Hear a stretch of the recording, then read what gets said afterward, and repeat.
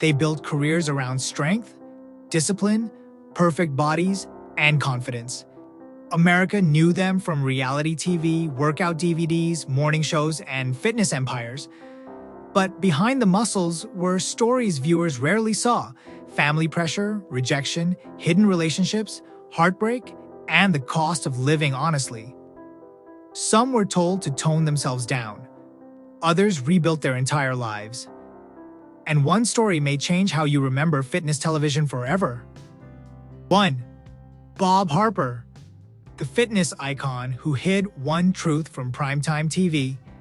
For years, Bob Harper stood at the center of The Biggest Loser, looking almost impossible to shake. Tattooed, disciplined, relentlessly fit, he was the man contestants trusted when their bodies, and sometimes their confidence, were falling apart. To millions of viewers, Bob represented control. But there was one part of his life he had never discussed on the show. That changed in 2013 because of a contestant named Bobby Salim. Bobby was terrified of telling his strict Catholic family that he was gay. Bob saw something painfully familiar in that fear. He had come out to his own family at 17 and knew there would be obstacles. Yet, season after season, his sexuality had remained outside the television story. Then, in front of the cameras, Bob finally said it plainly: "I'm gay." He wasn't making a celebrity announcement. He was trying to convince another man that being gay did not make him weak. For viewers who had watched him preach courage for years, the moment carried an uncomfortable irony. Why had a show willing to expose weight, shame, family conflict, and tears never needed to know this part of its famous trainer until then? Was Bob simply protecting something private? Or did primetime fitness still make heterosexuality the safer assumption? And life had another brutal lesson waiting.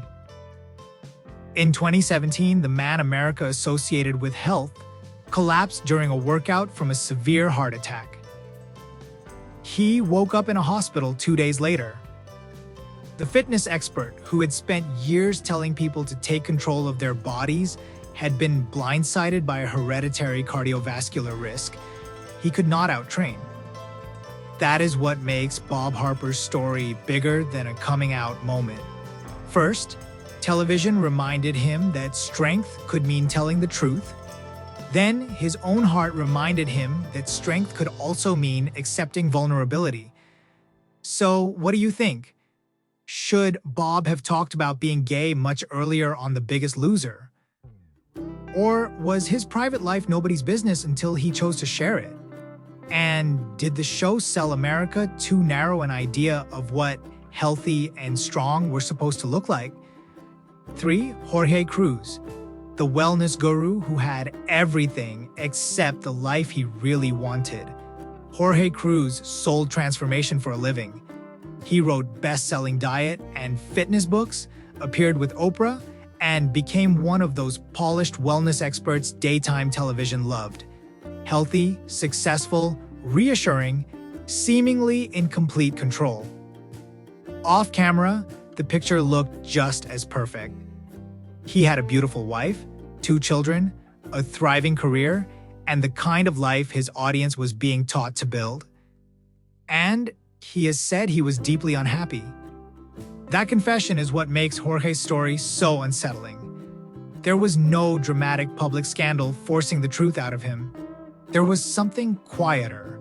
The realization that a man could achieve almost every symbol of success and still be living a life that did not fully belong to him. After separating from his wife, Jorge began asking questions he said he had avoided for years. Who am I? Why am I not happy? At 39, he made a decision he described as incredibly risky. He came out as gay. The risk was not imaginary in his mind. Jorge came from a very conservative Catholic Mexican family, and he has said it took him years to understand that being straight was not a choice he could make simply to please other people. By then, there were children to protect, an ex-wife with her own pain, a public career built around personal wellness, and an audience accustomed to seeing him as the man who already had the answers. That is the tragedy and the hope inside his story. Coming out did not magically erase the consequences of the life that came before it. Instead, Jorge had to rebuild relationships, create a new family reality, and learn the very lesson he had spent years selling to everyone else. Transformation can be frightening because something old has to end before something honest can begin. For older viewers, his story may hit hardest. Is coming out at 39 an act of courage if other people are hurt along the way? Or is continuing a life built around fear ultimately more damaging to everyone involved? Craig Ramsay, the man who reshaped his body, not his love. Craig Ramsay spent much of his life learning that a body could be reshaped to fit whatever the world expected.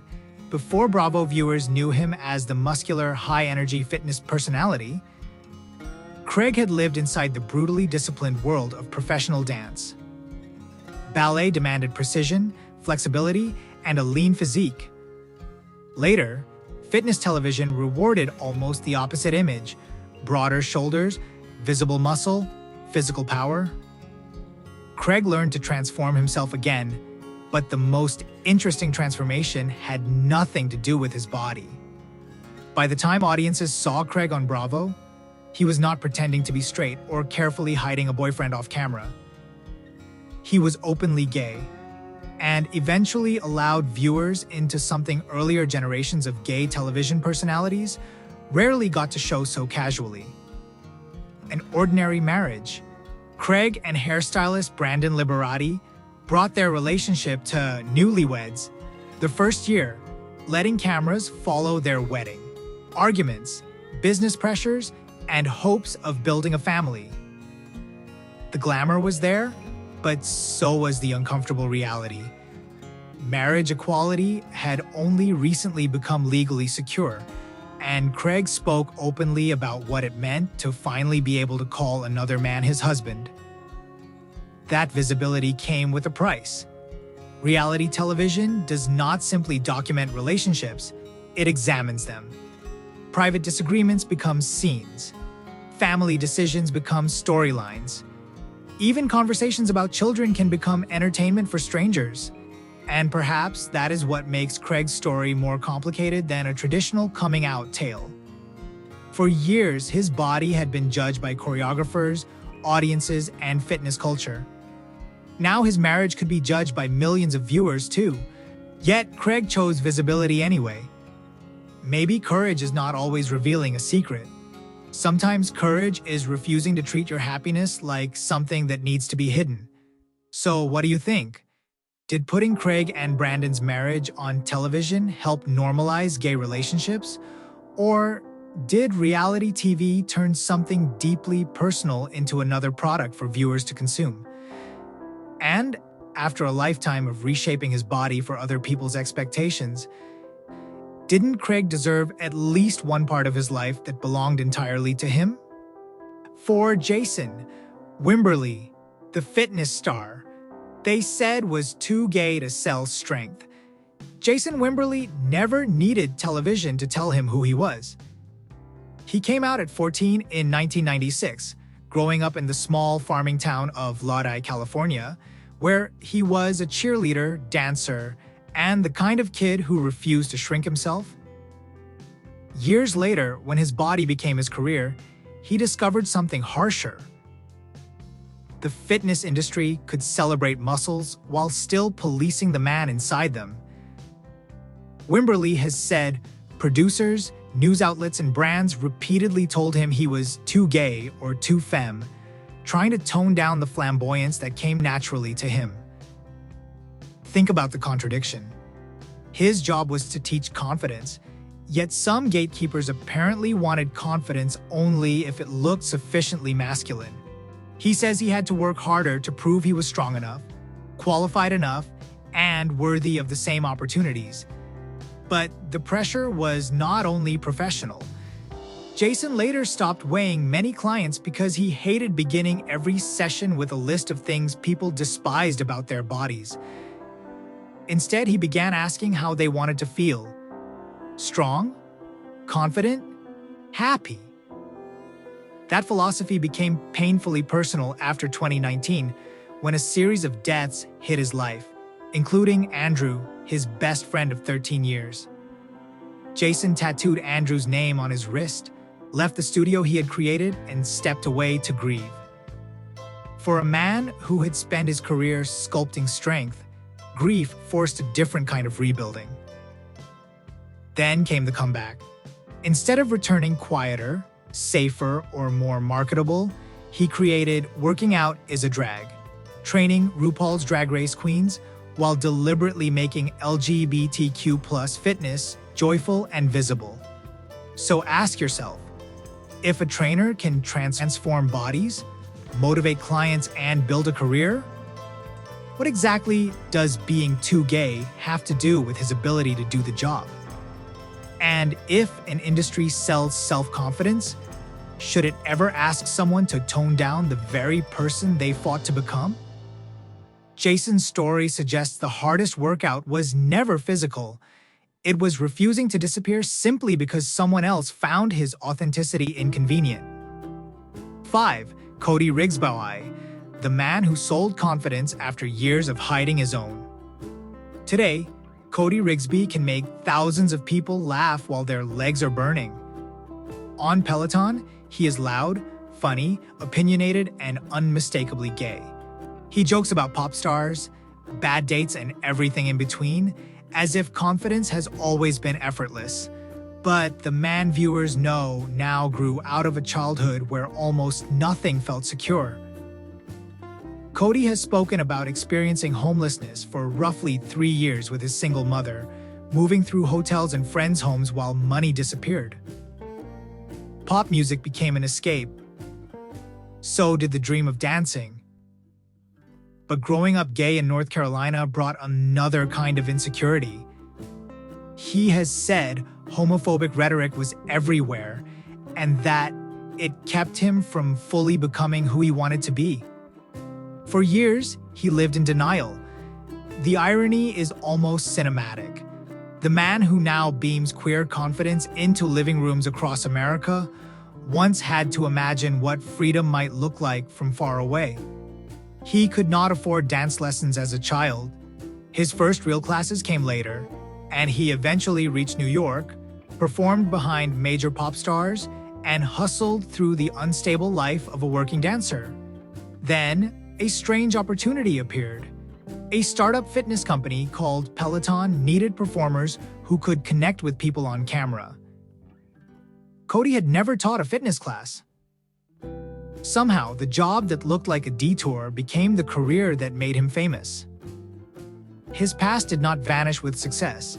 He has spoken about therapy, anger toward his mother, and the fear that everything he built could suddenly disappear.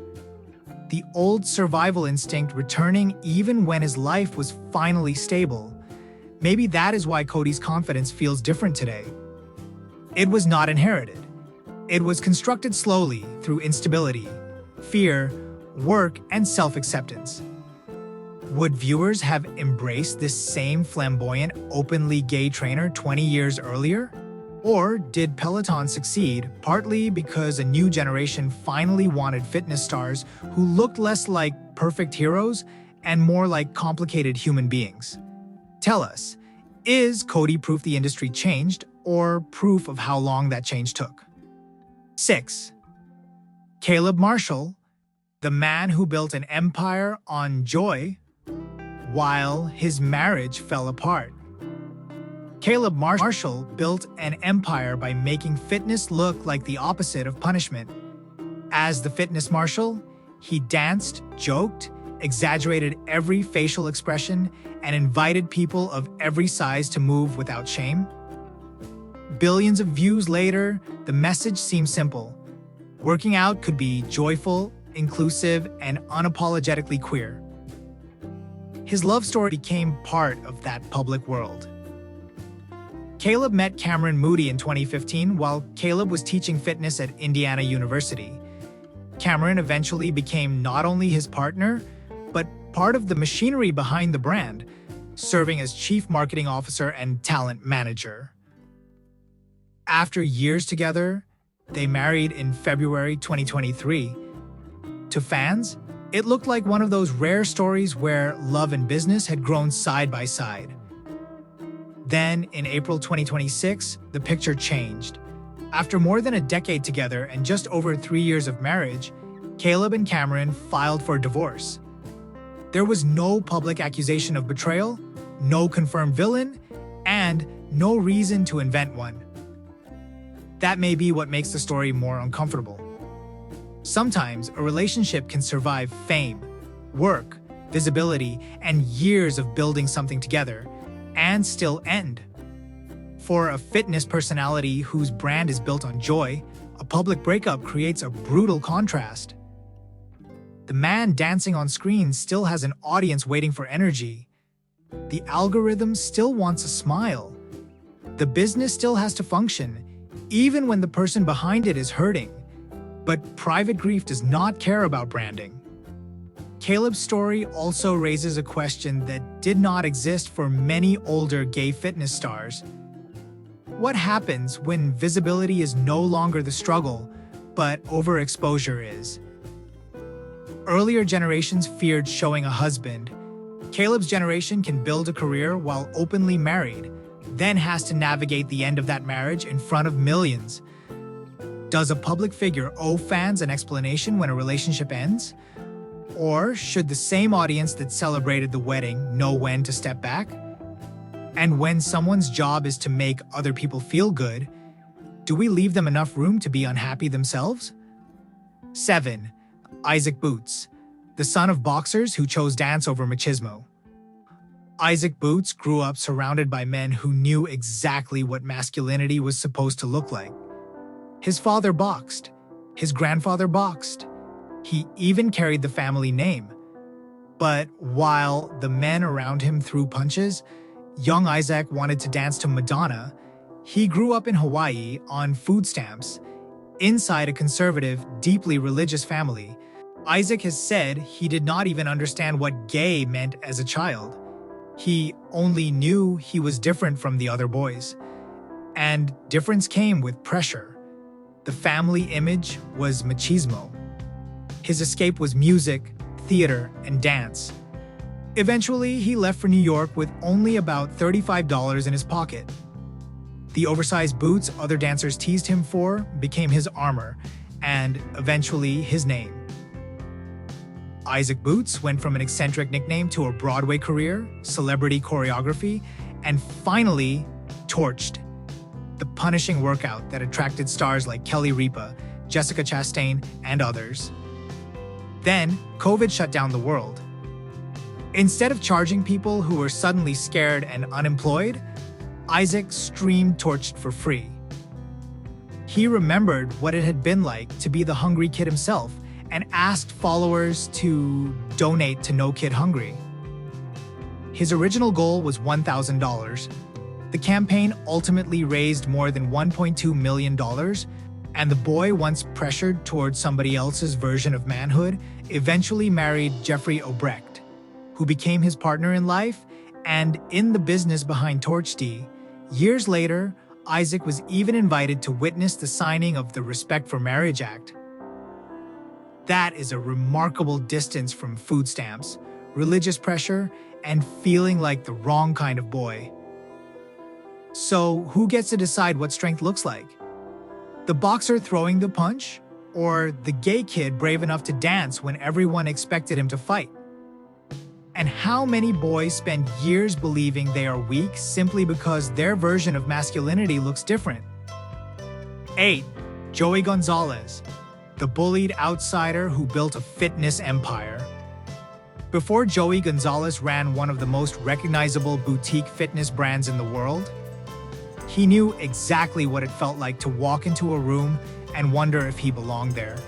He grew up Catholic outside Chicago. The son of an Italian mother and Cuban refugee father, in a community he remembers as overwhelmingly straight and white. Joey has said he was mocked constantly, not only because he was gay, but because he was Latino. As a kid, he dreamed less about muscles than performance. At 13, theater finally gave him something school often did not: a room where being different could actually be celebrated. Years later, lost and frustrated with his career in Los Angeles, Joey walked into Barry's boot camp as a customer. The workout nearly destroyed him and changed his life. He became obsessed, sometimes taking 2 classes a day. Soon, he was teaching them, cleaning equipment, working the front desk, learning the business from the bottom. There was another irony. Early Barry's was brutally macho. Camouflage walls, military imagery, elite athletes, instructors sometimes pushing clients harder, or even throwing people out when they could not keep up. Joey, the gay Latino kid who had spent his youth searching for inclusion, eventually rose from client to trainer to CEO and helped move the brand towards something far more welcoming. Barry's also gave him something success could not buy. He met Jonathan Rollo through the fitness community, married him, and they became fathers to 2 children. Joey has openly said that being gay, Latino, and a father matters because other people entering those rooms may see a future for themselves. Maybe that is the real transformation here. The kid who once felt mocked for being different eventually gained the power to decide who belonged inside the room. Should fitness spaces exist only for the strongest people walking in? Or should strength include making the person who feels weakest want to stay? And if Joey had hidden the very identities that once made him an outsider, would Barry's have become the same company? 10. Matty Maggiacomo, the trainer who never needed a closet. Mattie Magikcomo may be the perfect man to end this list, not because his story is the darkest, but because it shows how much has changed. Before Peloton, Matty dreamed of television. He studied journalism, joined NBC's famous Page program, and became a reporter. Then one assignment broke something inside him. After a teenage pedestrian was killed, Matty was told to knock on the grieving family's door and ask the parents to speak on camera. He couldn't do it. He later admitted he lied that he could not find the address. Weeks later, he walked away from a full-time reporting opportunity. The television dream seemed over. Instead, fitness opened another door. Matty eventually joined Peloton, where something remarkable happened. The gay Italian-American kid, who once had to navigate coming out in a big traditional family, did not need to erase himself to succeed. He could talk about sexuality. He could teach pride classes. He could even transform into his drag alter ego, marathoner, and lead thousands of people through a workout.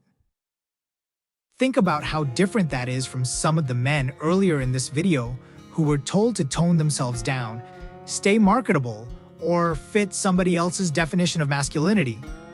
And in October 2025, Matty married Evan Feely in an intimate Central Park ceremony surrounded by family and friends. No dramatic confession, no apology, no hiding the groom. That may be the most hopeful secret on this entire list.